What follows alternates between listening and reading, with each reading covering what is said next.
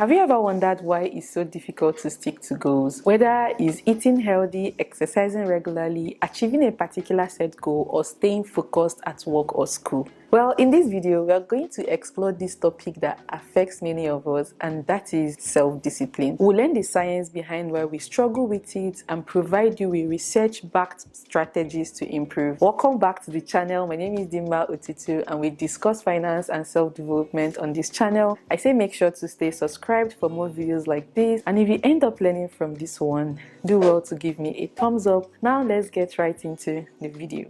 Discipline is the ability to control our behaviors, thoughts, and actions to achieve goals, even in the face of distractions or temptation. It's a vital skill for success in many areas of life, yet many of us find it challenging to maintain discipline consistently. So why do most of us struggle with discipline, myself included? We'll begin with a brief throwback to our evolutionary past. Back then, quick responses to immediate threats or rewards were crucial for survival. For example, if an early man came across a source of food, their brain would release what we call dopamine, which is a neurotransmitter associated with reward and pleasure, which motivates them to consume the food and satisfy their hunger. But don't worry, I'm going to explain this dopamine very soon. Similarly, if they encountered a potential danger, their brain would trigger a fight or flight response to help them quickly respond and protect themselves. However, in modern day situations, this preference for immediate gratification can sometimes interfere with our ability to exercise self-discipline. Many aspects of our environment today, such as access to highly rewarding stimuli like junk food, social media, and instant entertainment, can trigger our brain's reward system, and that leads to impulsive behaviors. On the other hand, activities that require effort, persistence, and delayed rewards, such as studying for exams, working on long-term projects, or maintaining healthy habits, may not provide the same immediate gratification and can be perceived as uncomfortable, too tasking, or stressful. As a result, our brain may default to seeking immediate rewards and avoiding discomfort, which can make it challenging for us to exercise self-discipline and delay gratification for long-term goals. This then leads us to procrastinate, impulsive behaviors, and difficulties in maintaining healthy habits or pursuing our long-term goals. But then it's also very important to know that while our brain may have a natural preference to immediate gratification, we also have the capacity for self-control and self-discipline. We can override our brain's default responses and cultivate self-discipline to make choices that align with our long-term goals and values. Additionally,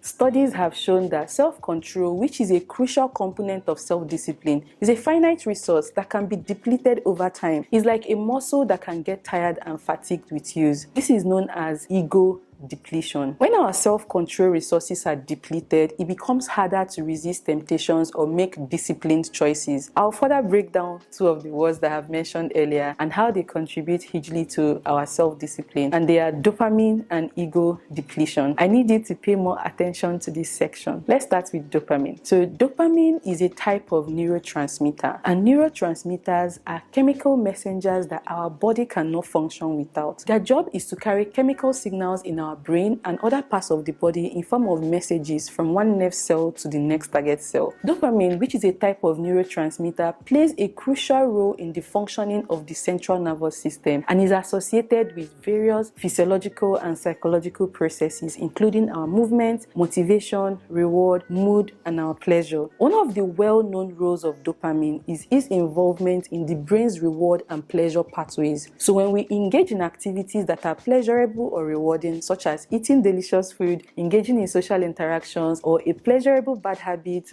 or achieving a goal, dopamine is released in certain areas of the brain, creating a sense of pleasure and reinforcing that behavior, which is why you keep going back to the same behavior. This is often referred to as dopamine reward system. So dopamine levels tend to be higher when we are anticipating a reward rather than actually receiving it, which can explain why we often find the pursuit of a goal or the anticipation of a reward more pleasurable than the actual outcome. This creates a positive feedback loop that reinforces increase the behavior, making it harder to resist in the future. Now, this brings us to the next word, which is ego depletion. This is a concept in psychology that refers to the idea that self-control or self-discipline is a finite resource that becomes depleted over time with repeated use. The theory suggests that engaging in self-control tasks can lead to a decrease in the ability to exert self-control in subsequent tasks, even if they are unrelated. So it's often likened to a metaphor of mental muscle that can become fatigued with use. So when we exert self-control in one area of our lives, such as maybe resisting temptation, making decisions, or suppressing emotion, it can deplete our cognitive resources, making it more challenging to exercise self-discipline in other unrelated areas. For example, if you start your day with a strenuous workout that required self-discipline to push through, you may find it harder to resist unhealthy snack later in the day or to focus on a challenging work task. The idea is that the initial act of self-control in the workout may have depleted your cognitive resources, making it more difficult to exercise self-discipline in subsequent tasks that requires self-control. Now, these aren't the only reasons why we struggle with self-discipline. Also, lack of clear and compelling goals play a huge role. Without a clear sense of purpose or motivation, it's easy to lose focus and give in to short-term temptations.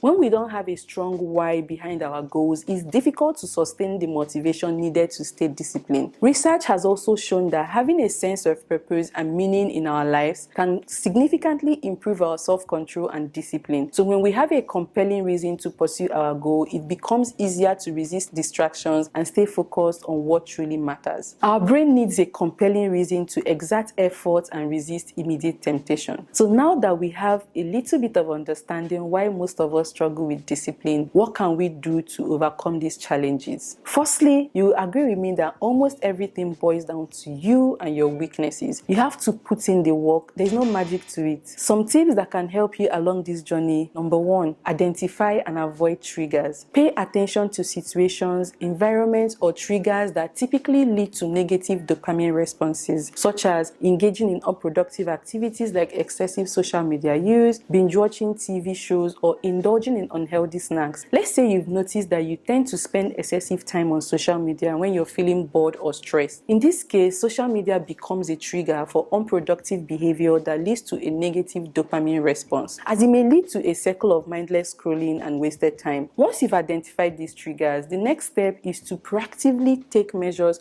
to avoid or reduce their impact on your behavior. This could involve setting up barriers, creating new habits, or making conscious choices to minimize exposure to these triggers. To avoid excessive social media use, for instance, you could limit the time you spend on social media platforms, delete certain apps from your phone, or designate specific times during the day when you allow yourself to use social media mindfully. Similarly, to minimize binge watching TV shows, you could set a time limit for TV viewing. Establish a rule of completing important tasks before indulging in TV. This is something that you have to do for yourself. No one else will do it for you. Which leads us to the second one, which is use temptation bundling. Temptation bundling is a strategy that involves combining tasks or activities that you enjoy with tasks that require discipline or effort. By doing so, you can create a positive association between the enjoyable activity and the disciplined task, which can help you stay motivated and disciplined in the long run. Let's take, for example, if you find exercising challenging or monotonous, which for the most part I do, you can make it more enjoyable by watching a show that you love while working out. I have some downloaded YouTube videos or vlogs or even Netflix shows or even podcasts that I use when I work out. This way, you get to indulge in the pleasurable experience of listening to your favorite content while also getting the physical exercise that requires discipline. By using temptation bundling, you can leverage the power of positive experiences to reinforce discipline and motivation.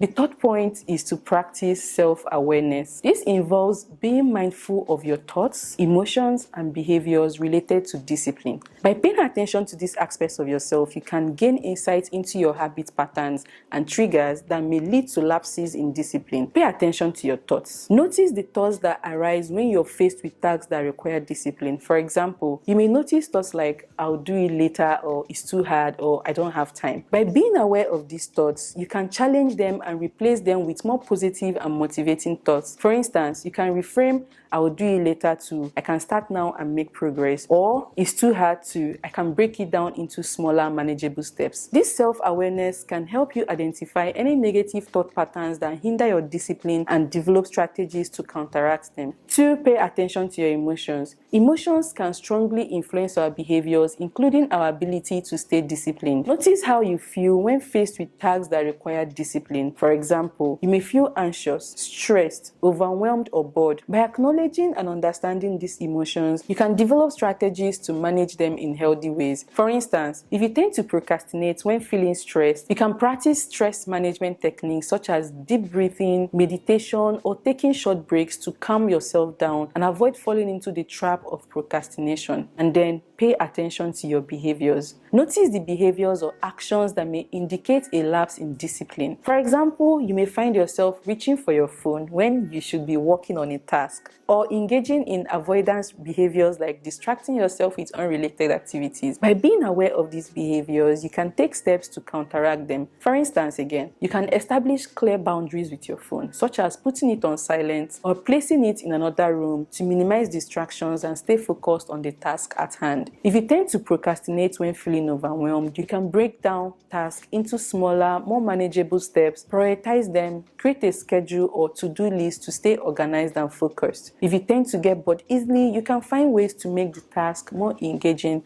such as changing your environment, adding variety, or setting up a reward system for completing the task. Practicing self-awareness allows you to better understand yourself and your behaviors and empowers you to develop strategies to overcome challenges and stay disciplined in pursuit of your goals. Now, this brings us to the fourth point, which is use visualization and mental contrasting. Visualize yourself successfully achieving your goals and imagine the positive outcome. Let's take, for instance, if your goal is to complete a challenging work project, you can visualize yourself presenting the project to your team with confidence, receiving praise and recognition for your hard work, and feeling a sense of accomplishment and satisfaction. Also, visualize the potential obstacles or challenges that may arise along the way. By visualizing potential obstacles, you can also proactively develop strategies to address them and stay disciplined when faced with challenges. For example, if you anticipate that work deadlines may create constraints for your fitness routine, you can plan ahead by scheduling your workouts during less busy time or find alternative ways to exercise, such as short walks during your lunch break. This brings us to the fifth point, which is set clear and specific goals. Instead of vague or abstract goals, set clear, measurable, and time-bound goals that are aligned with your values and priorities. Let's say, for example,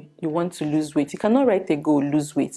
You can say, okay, this week, you're going to go to the gym 2 times a week. You're going to cut down your food maybe by 30% or by 40%, and then you're going to lose 1 kg.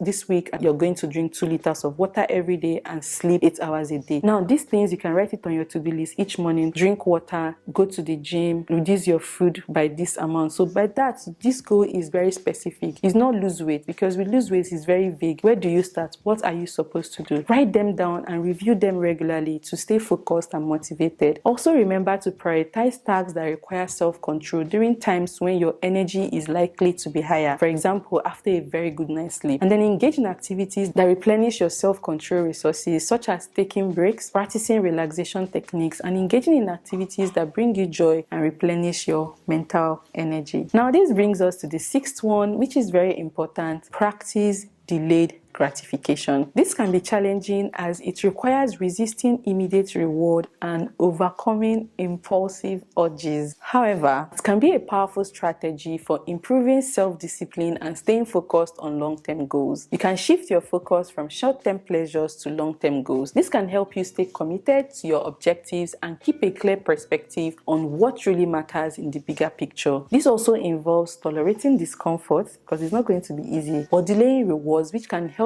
you develop patience and resilience. It can teach you to endure temporary discomfort in order to achieve greater rewards in the future. Now, this brings us to the seventh one, which is practice self-compassion. This requires you being kind, understanding, and forgiving towards yourself when you face setbacks or lapses in your effort to maintain discipline. So instead of being overly critical or judgmental towards yourself, self-compassion involves treating yourself with kindness, understanding, and acceptance, just as you would with a friend or a loved one who is facing challenges. Because honestly, a lot of us can be so mean to ourselves. Acknowledging that setbacks are a natural part of the journey to self-discipline, rather than viewing setbacks as failure or reasons to be harsh on yourself. For example, if you're trying to develop a regular exercise routine and you miss a few days due to unexpected circumstances or bad old habits, instead of berating yourself, remind yourself that setbacks happen and it's okay to make mistakes. Avoid negative self-talk, self-blame, or self-criticism, which can be counterproductive and demoralizing. Instead, be gentle with yourself, offer words of encouragement, and remind yourself that you're human and you're allowed to make mistakes. If you miss a deadline, for instance, on a project, despite all your effort to stay disciplined, instead of beating yourself up, offer yourself kind words of encouragement and reassurance. And then the last but not the least is refocusing on your goals. You can start again. Always remember that. Whenever you experience a setback or a relapse, remember that you can always start again. Instead of dwelling on the setback or using it as an excuse to give up, recommit to your goals and refocus your efforts. Remind yourself of the reasons why your goals are important to you and the progress you've made already, and use the setback as a learning experience to strengthen your resolve moving forward. For example, if you miss a workout session, instead of abandoning the exercise routine altogether, remind yourself of the benefits of regular exercise and recommit to your next workout session. There you have it, guys. Developing discipline requires a